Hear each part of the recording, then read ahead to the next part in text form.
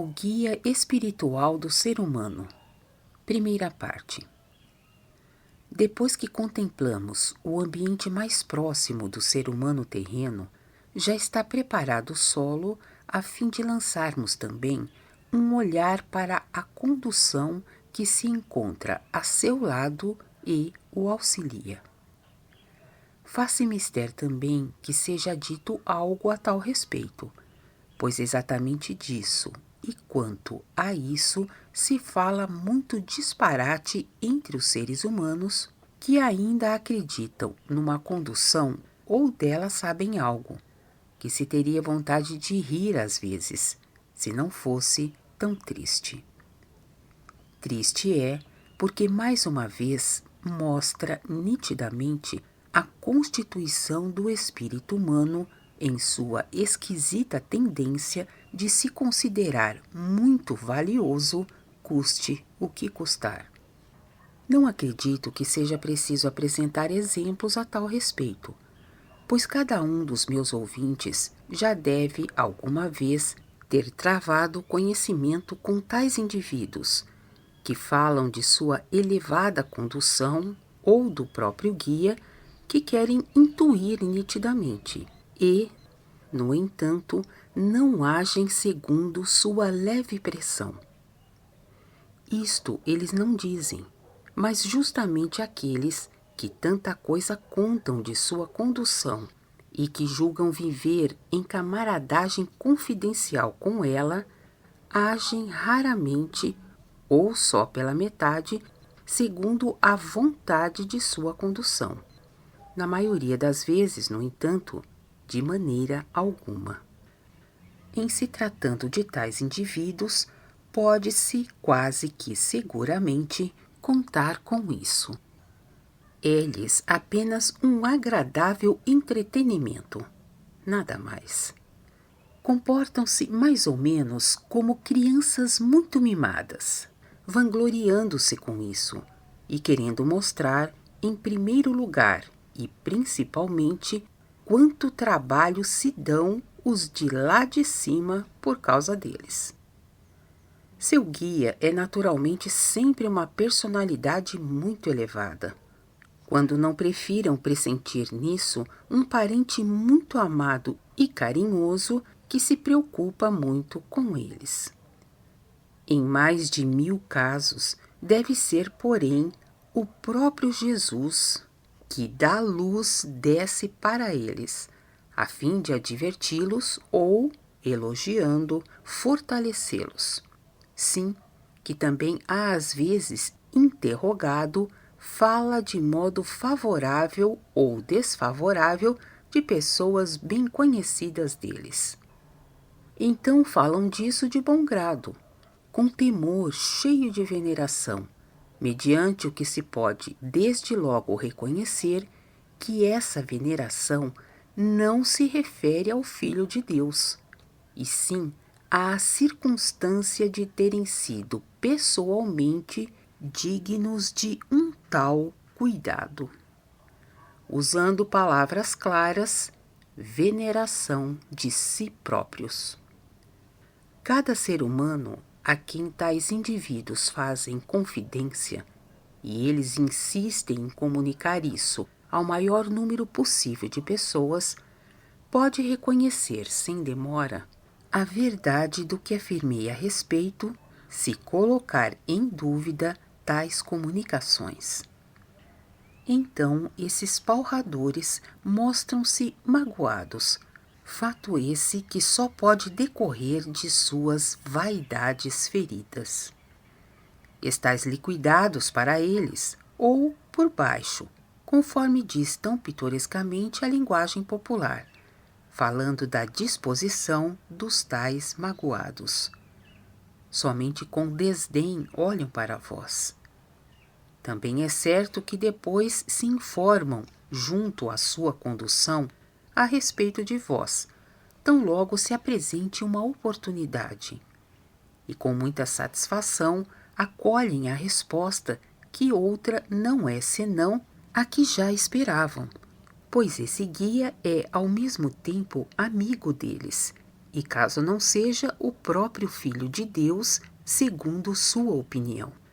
Então veem em seu guia mais o zeloso criado particular a quem confiam tudo, pois já sabe e apenas aguarda ensejos para confirmar ou dar os indispensáveis conselhos. Ide por aí, indagai e observai direito. Não demorareis a ver tudo isso confirmado até a saturação. E sede tão corajosos, designando muito disso de mera tolice. Então tereis de procurar o mais depressa possível um abrigo, se não quiserdes ser apedrejados. Mesmo se isso hoje não possa suceder de maneira grosso material, ocorrerá com toda certeza moralmente. Disso podeis estar certos. Muito confidencialmente e lastimando hipócrita e gravemente, tal ousadia passa logo de boca em boca, de carta em carta. Às escondidas, mas com muito ardor e muita segurança, que derivam de uma grande prática, cavam para vós uma sepultura, para pôr um fim bem merecido à vossa baixeza, como também ao perigo que representais. Os seres humanos farejam o perigo que lhes ameaça a credibilidade. Antes de tudo, porém, não querem deixar escapar as ocasiões que se prestam tão bem para fazer sobressair o valor de sua personalidade. A elevada condução já constitui prova disso, mesmo que os pobres semelhantes ainda não possam perceber nada.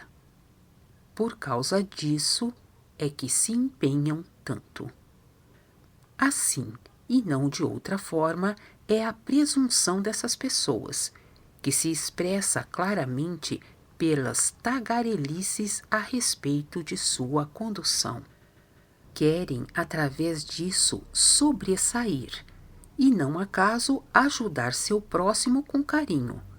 Querem ser invejadas e admiradas. Para que também fiqueis cientes em relação a isso, quero, de bom grado, guiar-vos ao conhecimento das leis que condicionam as conduções, pois também estas não estão sujeitas a nenhuma arbitrariedade, mas se entrelaçam com os fios do vosso destino. Tudo tem efeito recíproco na criação. E essa lei da reciprocidade se encontra também no segredo da determinação de vossas conduções.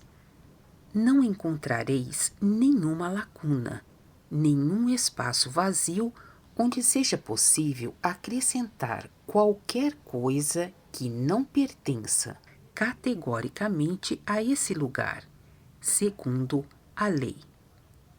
Após as últimas dissertações, já podeis hoje imaginar quantos fios correm ao redor de vós, que convosco se encontram entrelaçados e vós com eles. Mas isso é apenas uma pequena parte do conjunto, e nessa grande trama que vos envolve não existe interstício. Nada pode ser intercalado ou encaixado arbitrariamente. Não há aqui intromissão alguma, não sendo possível nenhum desligar ou libertar-se sem que tenha sido por vós remido e extinto de acordo com a lei. De maneira análoga, ocorre também com vossa condução.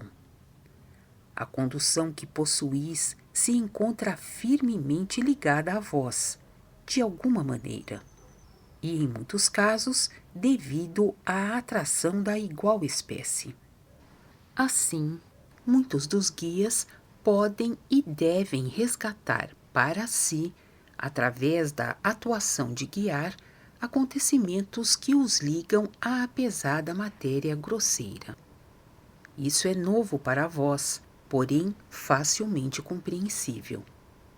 Pelo fato de um guia, por intermédio de sua condução, procurar preservar um ser humano terreno de cometer sobre a terra os mesmos erros que ele próprio cometeu, apesar do cidadão terreno ter inclinação para os mesmos, ele resgata por meio disso sua culpa também na pesada materialidade, sem ter de se encarnar especialmente por causa disso.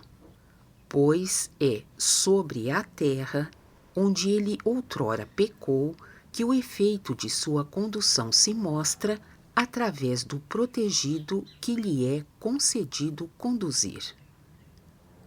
Desse modo, também para os do além, fecham-se muitos anéis de acontecimentos justamente naquele ponto onde tem de encerrar-se, sem que o do além, que se encontra preso aos fios, tenha de ser encarnado mais uma vez sobre a terra.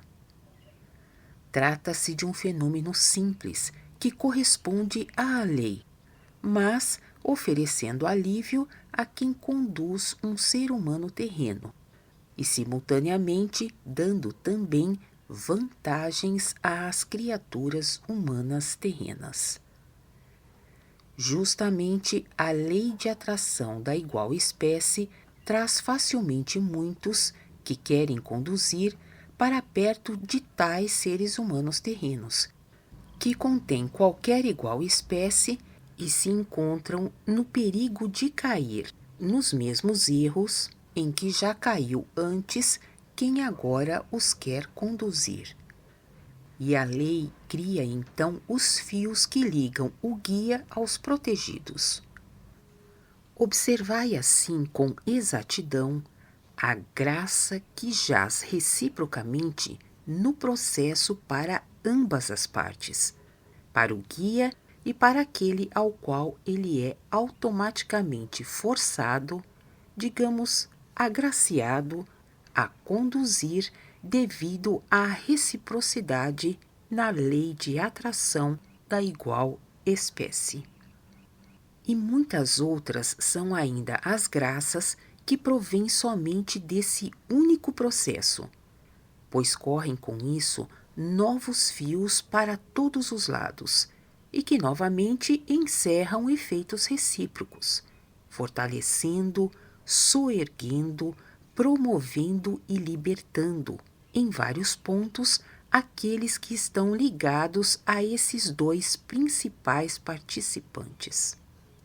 Pois graça e amor, única e exclusivamente, se encontram nos efeitos de todas as leis que existem na criação, e as quais, ascendendo, convergem finalmente para a única e grande lei fundamental, a lei do amor. Sim, o amor é tudo. O amor é justiça e é também pureza. Não existe nenhuma separação entre os três. Os três são uma só coisa, e nisso, por sua vez, repousa a perfeição.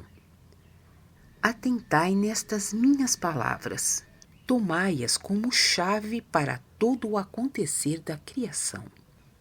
Para vós que conheceis a minha mensagem, será fato evidente que, em primeiro lugar, só pode obter ligação aquilo que se encontra mais próximo de vós, visto serem necessárias para isso condições bem determinadas, que não admitem lacuna alguma. Assim, pois, está inserido na lei da criação que um guia que quer ser ligado a vós somente poderá ser ligado se ainda possuir em volta de si o invólucro, isto é, um corpo, cuja espécie seja a mais próxima do vosso corpo, para que possa aderir o fio que deve ligar-vos a ele. Disso deveis tirar a conclusão de que aquele que vos guia não pode de modo algum ser um espírito altíssimo, pois só quem se encontra ainda bastante perto desta terra pode guiar um ser humano terreno. Caso contrário, já estaria por demais alheio a tudo, e não teria sentido, nem poderia trazer-vos grande proveito, se aí existisse um abismo. Ambos, então, não se compreenderiam, nem o guia o seu protegido, e nem este o seu guia. Um único abismo impossibilitaria uma condução bem-sucedida. Mas não existe lacuna alguma na disposição das leis referentes aos acontecimentos da criação. Logo, também não neste caso, pois um único abismo faria desmoronar completamente a grande obra da criação. Por conseguinte, entre o guia e aquele que é guiado, existe uma rígida reciprocidade, condicionada pela lei de atração da igual espécie. Caso queirais perguntar como é possível que também alguma vez venha de um lugar espiritual mais elevado qualquer coisa para o ser guiado na terra, tais exceções não alteram a lei. Bastará pensardes que a mesma lei que vos dá o guia imediato também dá a este um guia, e a este então novamente, e assim por diante. Trata-se de uma só lei, que forma uma corrente inteira que tem de vibrar nessa lei. Assim, pode suceder que um guia de um lugar mais elevado vos comunique qualquer coisa por meio dessa corrente, ou melhor, através dos fios dessa corrente. Isso apenas acontece em se tratando de coisas totalmente especiais. O desenrolar ocorre, contudo, sempre dentro dos limites imutáveis das leis, uma vez que nem existem outros caminhos. É uma escada que tem de ser usada de degrau em degrau, tanto para cima como para baixo, e outra possibilidade não existe. Quanto aos processos mediante capacidades mediúnicas, dou explicações especiais. Não vem ao caso aqui. Continua na segunda parte.